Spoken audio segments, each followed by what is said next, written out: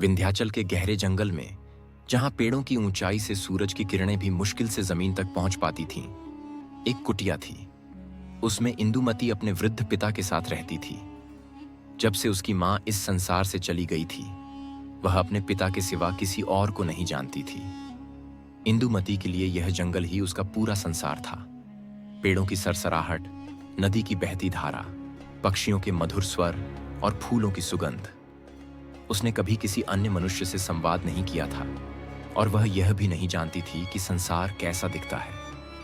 एक दिन जब वह नदी किनारे बैठी फूलों को पानी में बहा रही थी, उसकी नजर एक अजनबी पर पड़ी। वह एक युवक था, 20-22 वर्ष का, घास पर लेटा हुआ। उसकी काया सुदृढ़ और बलिष्ठ थी। उसका मुख तेजस्वी था। इंदुमती को एक अजीब सा आकर्षण हुआ। उसने अपने जीवन में कभी भी अपने वृद्ध पिता को छोड़कर किसी अन्य पुरुष को नहीं देखा था। उसके मन में जिज्ञासा हुई, क्या यह कोई देवता है? युवक को जैसे ही आहट महसूस हुई, उसने अपनी आंखें खोली और सामने खड़ी इस अद्भुत सुंदरी को देखकर स्तब्ध रह गया। इंदुमती ने संकोच से पूछा, आप कौन हैं? क्या आप कोई देवता हैं? युवक मुस्कुराया, नहीं, मैं एक राजा का पुत्र हूं। मैं शिकार के दौरान अपने साथियों से बिछड़ गया और जंगल में भटकते हुए यहां आ पहुंचा हूं। इंदुमती की आंखों में विस्मय था। यह कोई देवता नहीं, बल्कि एक मनुष्य था। आपको पानी चाहिए? उसने झिझकते हुए पूछा। युवक ने सिर हिलाया। इंदुमती पास रखे घड़े से जल भरकर लाई। युवक ने जल ग्रहण किया और उसके हाथों को निहारता रहा। यह कौन थी?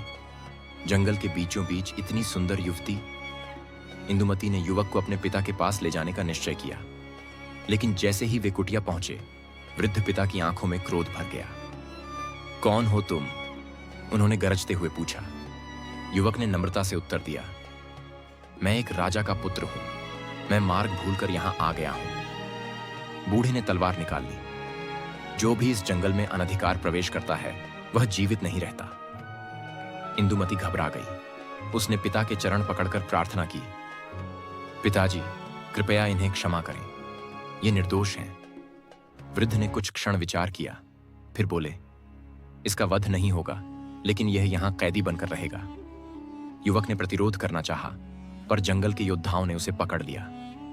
इंदुमती की आंखों में आंसू थे। क्या यही नियति थी?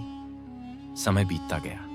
युवक को जंगल में ही रहने की अनुमति मिल गई, लेकिन वह स्वतंत्र नहीं था। धीरे धीरे इंदुमती और युवक के बीच नजदीकियां बढ़ने लगीं।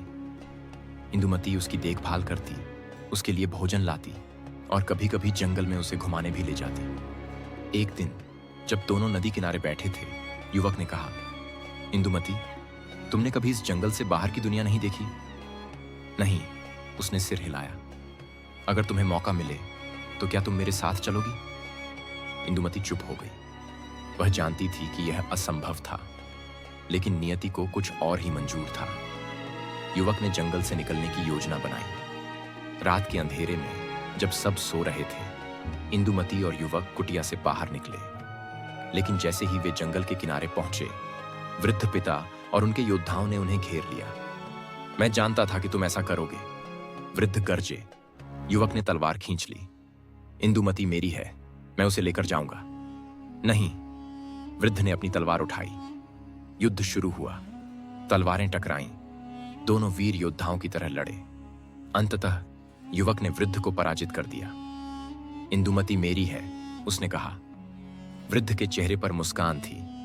मैंने तुम्हें परखा था। यदि तुम सच्चे प्रेमी हो तो मैं अपनी पुत्री तुम्हें सौंपता हूं। युवक ने इंदुमती का हाथ थाम लिया। युवक इंदुमती को लेकर अपने महल पहुंचा। वहां उनका भव्य स्वागत हुआ। कुछ ही दिनों बाद दोनों का विवाह संपन्न हुआ।